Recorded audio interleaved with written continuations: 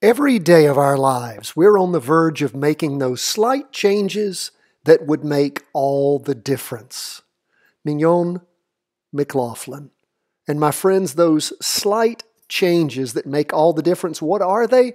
They're things like spending 10 to 15 minutes a day following these charts. That's all we ask. And again, thanks for everyone who signed up for Accelerated Market Mastery. We'll be closing that out in just the next few days. So those of you who have been accepted, please go ahead and pay those invoices. We will get you enrolled in the program and your spot will be secured. Now let's jump into these charts. We see everything up for the day but oil and bonds. Let's first start with the S&P 500. What do we see going on here? We see, as far as price movement goes on our Heikin Ashi candlesticks, a sideways and downward slide. Look at what's happening, though, with the price percent oscillator. It was flat, starting to move up. Up for the day, 1.28%. We pay close attention to that. And again, we're looking at these candles. We see some devolution. Maybe the market is trying to catch its breath, get some more energy, and move further up. Don't know. The derivative oscillator, which is our leading indicator, is losing momentum. The price percent oscillator, our lagging indicator, is trying to push through that 200 period moving average. That's the exponential average. So we'll continue to watch. We've seen it try to do that before and fail. So we'll continue to see how things progress. Remember, the weekly chart's in a confirmed up movement. The 2-day, as of Friday, is in a confirmed down movement. We see the price percent oscillator just about flat on the 2-day chart. Derivative oscillator gaining downward momentum. We have a solid green spinning top. Now, again, the solid green shows us a slowdown in the down movement. It's not an open box green, which is our strongest indicator of up movement.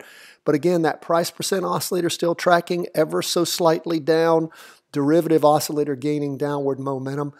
We can see over the last day and a half up movement. Look how that last candle popped up the price itself above the weekly trend line, piercing it, but the box itself stopped right there. But look how it did cross over at the end of the day going up. It's been a few days since it did that. And look, it's right there on the 2-day trend line. So we'll continue to watch, see how these things shape up.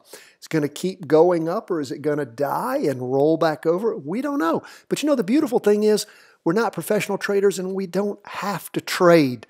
No one's forcing us to do so. That's why we wait for weekly vertical crossovers and the way they work so well. Look at the Qs, my friends, up almost 2% for the day. Now, we still have a red open box spinning top, which again is the opposite of that solid green. This is a slowdown in the up movement when you see a red open box candle as opposed to a solid red down, which is a big indicator of down movement on those Heikin Ashi candlesticks. If you haven't caught our Heikin Ashi training, several 100,000 people, 150, 200 have taken it. I'm going to put it at the end of today's video for you. The special training we have for you is not that. It is in your show notes. I want you to see that. If you're not a subscriber, please go ahead and subscribe. You'll get a lot out of the special trainings we put out every day, but I'm going to put the Heikin Ashi candlestick training at the end of this one. Look at the price percent oscillator heading up, derivative oscillator losing upward momentum. We go to the 2-day chart. Remember, it crossed over going down just like the S&P did on Friday. It's about flat, derivative oscillator gaining downward momentum. Have a doji that's formed there. Again, price still above, hasn't penetrated the weekly trend line on that 2-day chart. And we see on the 4-hour chart trying to cross over going up. We have a day and a half of up movement. It has crossed through quite strongly in the morning and the afternoon, the weekly trend line. So again, waiting just to see how this is going to straighten itself out. Now, if over the next 2 days, because this latest candle has ended on the 2-day charts, if we have a recross going up, then of course you might have an opportunity to jump back in to an up movement. Or if things just whittle away and die, well, that's going to tell us a lot too. That's where we are as far as stocks go. Going to go to bonds next. Bonds are down right at 0.5%, 0.49%. We can see that over the last 6 days, we've had up movement on that weekly chart. Derivative oscillator losing downward momentum, but that price percent oscillator still ever so slightly heading down. 2-day chart.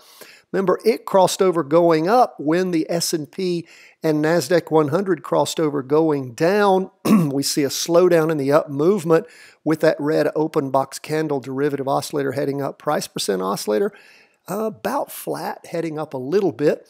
Go from the 2-day chart to the half-day chart, the 195-minute chart. We see down movement in the morning followed by more down movement in the afternoon. Not enough to cross over going down yet. So we'll just see how things settle out as we push through the rest of the week, where it leads us.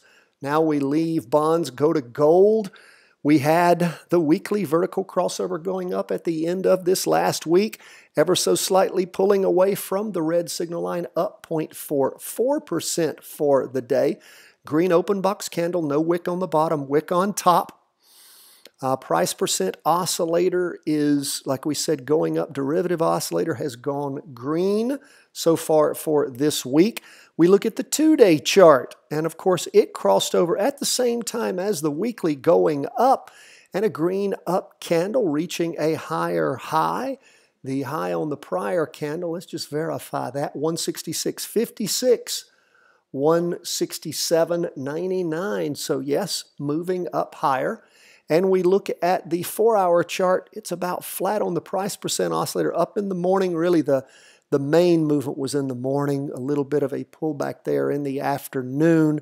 Price percent oscillator flat, derivative oscillator about flat too. That's where we are as far as our 4 big charts go.